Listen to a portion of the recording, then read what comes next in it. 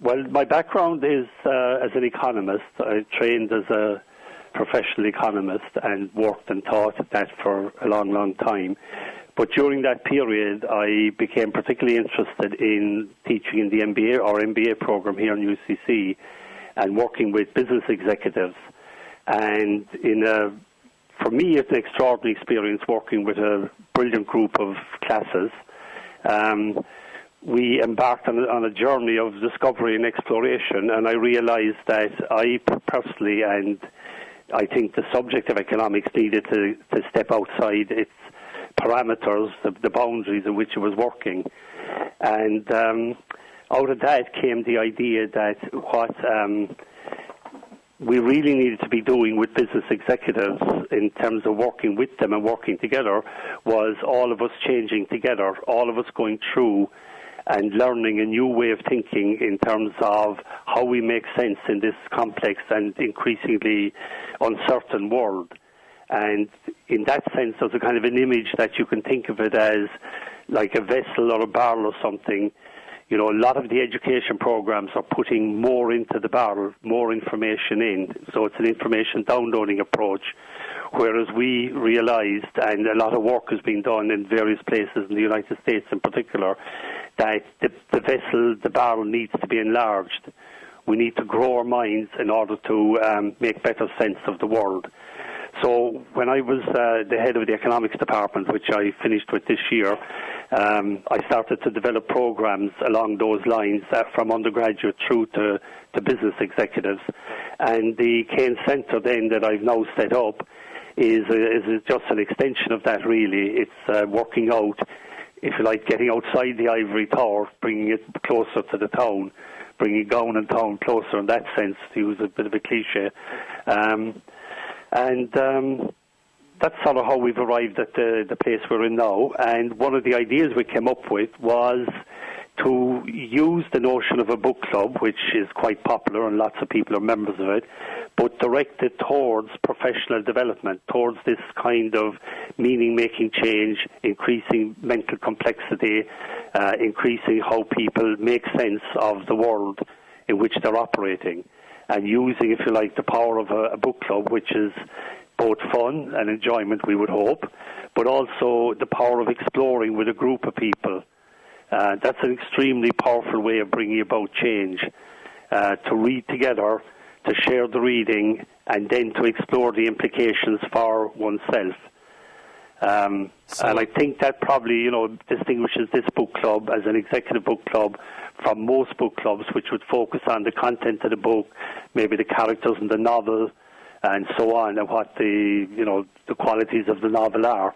We want to see what are the implications of what we're reading for one's own development, one's own sense of, one's own making sense of the world. And I'd imagine the books and the material to be covered, it won't be Maeve Binchy or J.K. Rowling. What sort of reading material would people expect? They will be selected in order to explore and surface issues about leadership. Now, that's a very messy field at the moment. There's no consensus. We talk a lot about leadership. We talk a lot about people being leaders or being lead this and lead that and so on. And generally, they're just words. I mean, the notion of leadership does not encompass a job or a post or an office or anything like that. It's got to do with ourselves. All of us have the potential in us for leadership. But it's not a job title. We don't get appointed leaders and things like that. So we'll be looking at books that help us explore our inner selves in the sense of what are the elements of my meaning-making about the world, about how I think, how my mind works, and trying to, if you like, get people to have that aha moment, that click that says, I got it. This is what leadership is, really. It's about insight. It's about seeing things differently. And it's not about a title or a post. Yes, and are those books maybe pre-read by participants? Oh, yes. Read on the night? No, they will be read. They'll be pre-read each month, like a traditional reading club. Yes. Yes. Well, I suppose in a lot of traditional clubs, people haven't read the stuff. I suppose I have to say in our one, You have to do your homework. To get the most out of it. Otherwise, you're sitting there that's not connecting. Because really, it's in two parts, the discussion we'll be having, the explorations, I think, rather than discussions would be a better way of putting it. We'll be obviously, looking at the content of the book and making sure that everybody has a shared understanding and so on, appreciation of the ideas that we've read. But the real big but is that we're moving on to the wider implications of what's in each book. For ourselves, for our leadership potential, for growing our minds. And this really is the big challenge of organisations. We use the word transformational change and all this a lot. Transformation, all that is used a lot. But what we must do is transform how we make sense of the world, the form by which we understand the world. And that really isn't generally addressed. That has to be addressed in particular ways. And you say that maybe a lot of the demands of the complex world we live in sort of maybe went over the heads of a lot of leaders in society and in politics and economics in recent years in terms of the banking collapse and so on. Without doubt. Could you elaborate on that and what you mean in terms of... Well, I think without doubt in the sense that, when you use the word leader there now, that's one of the ways. Any word can be used any way we like. So we talk about leaders and things. So we say Mr. X is a political leader and so on. But if you say what is leadership and look at what leadership really is, they may not actually exercise leadership. We may be just saying, the person is the Taoiseach or the person is the CEO or a person is the chairperson or something like that. That doesn't mean they give leadership because they have a title or a big office or anything like that. Leadership is actually spread throughout a population. I'm sorry, I've got to ask you to go back on your question again. Yeah, it's just, I suppose, how leaders maybe were too insular or maybe narrow-minded in terms of their approach to the various economic problems. Yeah, well, certainly if you think of what we've seen coming out of the banking inquiry, it shows that it was a very, very narrow way of thinking about things. In fact, with respect to my lawyer colleagues, it was very much driven almost by the legal perspective. And this bailout came about because these legal entities, big legal entities called banks, had to be saved. Now, you could be thinking about this in a different way, in many different ways, not least ask the question, what do we mean by a bank? In other words, what did we want to save? So we see in the banking inquiry rather, a very, very narrow range or scope of thinking going on. In other words, of making sense of the world. And there's a very nice book by a friend of ours at Harvard, Robert Keegan, where he talks, the title of the book is In Over Our Heads.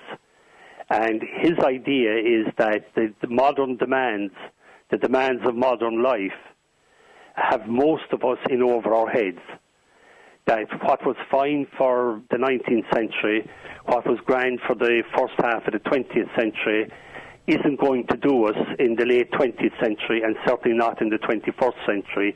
So organizations, in order to sustain themselves and to grow, must become deliberately developmental and must grow their people. It's not a question of just more skills, more of the same. They must grow their people in terms of their mental capacity. And I presume that approach applies, or the same principles apply to the sole trader, the self-employed person, somebody who's running a small business, a micro-enterprise? Yeah, no question. It has got nothing to do with size or needs. I mean, it's a question of, in a lot of situations, most of us, we all spend our time doing routine work. That's not really the issue.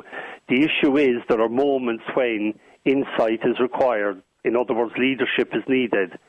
Now, where do those moments come from? Where do those things come from? They come from the people. They come from who we are, what we are. It doesn't come from our title, and it doesn't come from the office we have, and it can come from almost anybody. It can come from anybody throughout an organisation. In fact, there's many, many stories of bright ideas and moments of change coming from low level in the organisation. But we're so hierarchical that we generally suppress that and don't see that.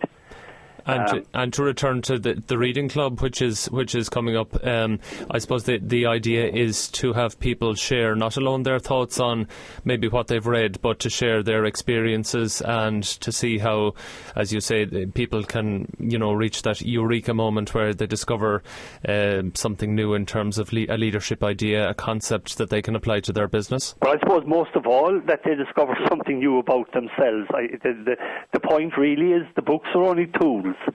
They're only prods to explore the wider implications of some ideas for ourselves and for the idea of leadership, because leadership really is about the self. And so the books are tools and prods for provoking the exploration, getting people to work together, and then what I call the shared power of exploring together in a conversation is a very powerful way of getting change like that and getting new ideas, new insight, and in that way transforming ourselves in terms of how we make sense of the world through the sharing of experiences in relation to the ideas in the book. Okay, and these wouldn't necessarily be all maybe dense academic not books. At all. It's very approachable to somebody who's no question. In business. No, they're very manageable books. I mean, they are, to be fair, they are serious books in the sense they're books of ideas. Sure. But they're all short, they're all very readable, and they're not heavy technical tomes or anything, right? The whole idea is to provoke discussion, prod discussion and exploration. Okay. And just how do people in Kerry who might be interested, just explain when the programme is beginning, how it works and where they can find out more information? Well, the more information is on our website at the Keynes Centre.ie, the Keynes Centre at UCC, so you can get any information you want there. It's starting in the middle of October, Wednesday the 14th of October. And we'll be starting with an orientation evening, and then the first book, for example, we will be reading over the next month is a book by Hannah Arendt on Eichmann in Jerusalem. Now, that might seem very far away from the world of business. But unfortunately, if I can leave aside how horrible the whole thing about the Holocaust and all is, the fact of the matter is Eichmann was a superb manager. Eichmann was a very effective and efficient manager. So how did he think? What made him work? Why did he do what he did? And we're exploring that. We're using him as a way into the idea of, what are the implications for us? Not that we're all Eichmanns or we could be Eichmanns. God knows, I would hope most of us wouldn't ever do anything like that, but then we haven't been tested in that way. Yes. But we will use that to open up an exploration of what the thinking processes are about, decision-making, making judgments, the difference between the two and all that. So the real trick of this book club is to explore the wider implications for ourselves as potential for leadership. Okay, and finally, Connell, you're a Tralee native. People might be interested in your Kerry roots, if you'd like to share them with us. Well, my Kerry roots go back to the 1950s in St Brendan's Park, Upper Rock Street, and obviously CBS Brothers and all those kind of things. Not exactly spectacular in sport, though I did play hurling for Austin Stacks, which of course was a minority interest in those days. Indeed. I suppose still is a minority interest, hurling. But I went to Cork as a student. I went to the United States to train, and then I came back to UCC, and I was head of the economics department for something like 28 years or something. So great. Okay, Connell, listen, thank you very much for joining us in Business. It sounds like an interesting programme, and I'm sure there'll be lots of interest from people in Kerry. Great, hopefully.